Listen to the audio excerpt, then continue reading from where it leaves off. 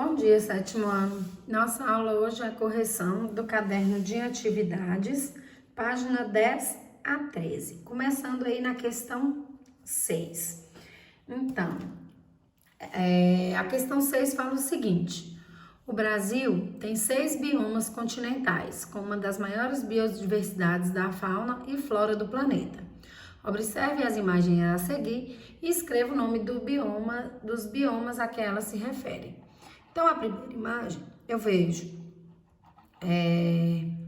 um bioma menos cores, né? Um bioma aí, ó, tem alguns verdes, mas tem muitas plantas secas, um solo seco, algumas cactáceas, né? Uns cactos aqui. Então, eu penso numa região mais árida. Então, no Brasil, esse bioma é a Caatinga, tá? E aqui, ao contrário, eu vejo muita planta, né? Muito verde, ó, um rio bem grande aqui. Então, uma floresta bem fechada. Então, no Brasil, esse bioma nos lembra muito a Amazônia, tá bom? Aqui, logo abaixo, eu vejo bastante montanhas, né? Eu vejo árvores espaçadas, eu vejo algumas gramíneas aqui, né? Então, eu lembro bastante do Cerrado, né? Aqui eu também vejo árvores espaçadas, umas gramíneas mais altas, uma planície aqui, eu penso logo nos Pampas. Aqui, olha, o jacaré já nos dá uma boa, né, ideia de onde nós estamos aqui. Então, aqui eu tenho uma área bastante alagada. A área maior, o nosso bioma alagado no Brasil, nós chamamos de Pantanal, tá? E aqui uma outra floresta, né? Com água, com árvores grandes, uma grande variedade de plantas.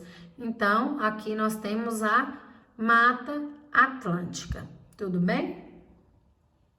Então, vamos para a questão 7. A fauna e a flora dos biomas brasileiros são ricas e variadas. Escreva o nome dos biomas brasileiros em que há a maior incidência de espécies apresentadas na foto a seguir. Então, o açaí, ela é uma planta típica da Amazônia. O araticum, o fruto do conde, tem vários nomes o araticum.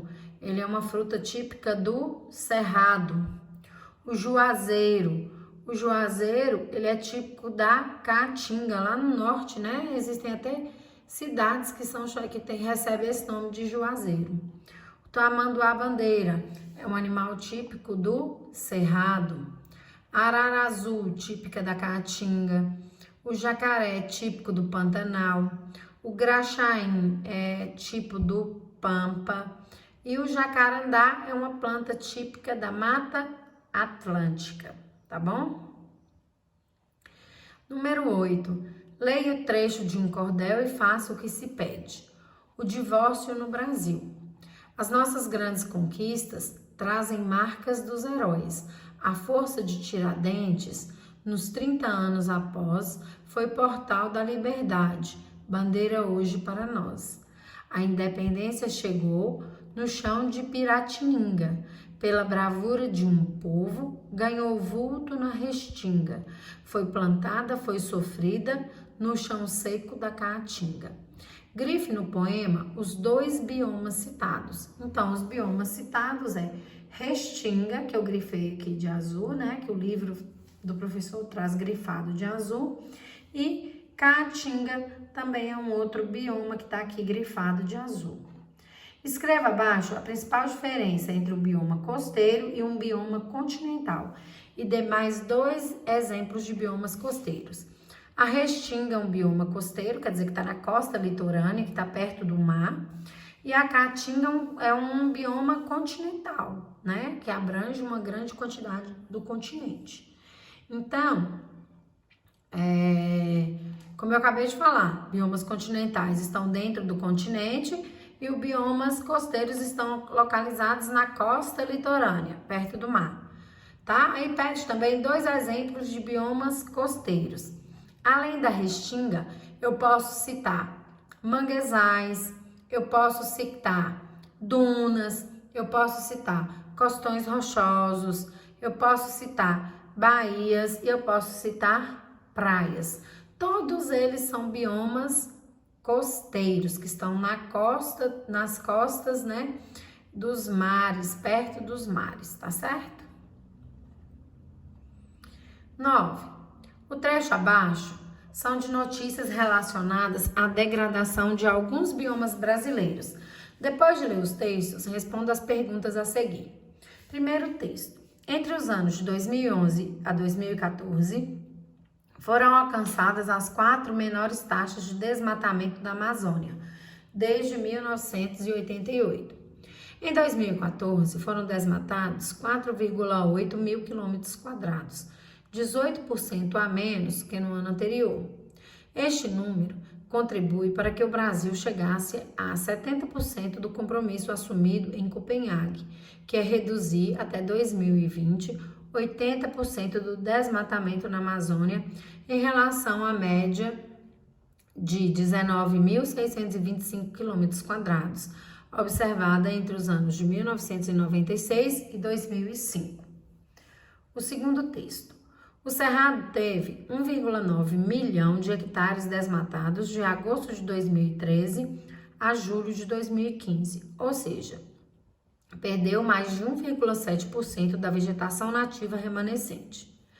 Este é um ritmo 5 vezes mais rápido que o medido na Amazônia, que perdeu no mesmo período 0,35% de vegetação nativa remanescente.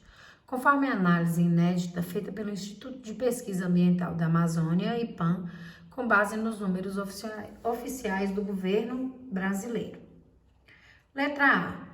Qual é o impacto ambiental causado pelo ser humano que está diretamente relacionado às reportagens?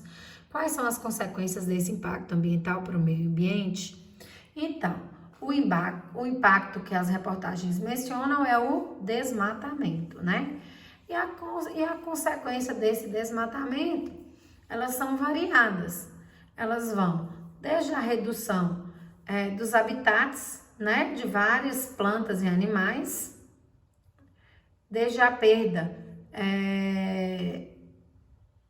da moradia, né, de várias espécies, né, de uma espécie não, de várias espécies que vivem nesses ambientes, e também vai aumentar o risco de extinção de animais e plantas, vai diminuir a biodiversidade, vai aumentar a poluição do planeta, né? Vai diminuir a absorção de água nesses solos, porque perdeu essa vegetação nativa. Então, os impactos eles vão ser muitos. Alguns vão ser percebidos de forma rápida, outras só vão ser percebidas mais ao longo do tempo, tá certo? Letra B. Com base nos textos, qual dos biomas brasileiros citados está em maior risco e por quê? Bom, o Cerrado, porque ele teve uma porcentagem de desmatamento muito maior do que a Amazônia, né? E outra coisa também aí que faz com que o Cerrado esteja mais ameaçado é porque existe também, como o próprio texto diz, um compromisso de preservação da Amazônia e não dos outros ambientes, né? Então, tem um compromisso com outros países de proteger a Amazônia e assim, esse compromisso não foi assumido também com o Cerrado, somente com a Amazônia. Então, os outros biomas, Cerrado, Caatinga, Pantanal, Mata Atlântica, eles não têm todo esse compromisso de preservação. Então, é por isso que o Cerrado está mais ameaçado, tá? 10. Leia a tirinha sobre o Cerrado e responda as questões a seguir. Quem disse que Minas não tem mar? Mar de Loja. Com vocês, o Cerrado. Mar de Soja. Com vocês, o Cerrado. Quero dizer, cerrado com S, né?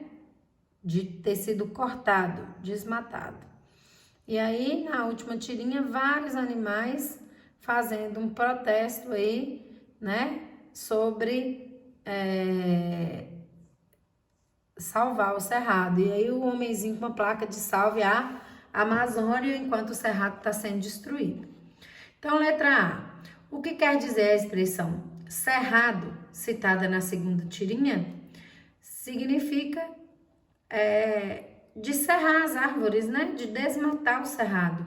Então, as árvores aí estão cerradas, cortadas, tá vendo? Tudo cortado e até queimado, né? Letra B. Quais são os principais impactos negativos sofridos pelo cerrado? Então,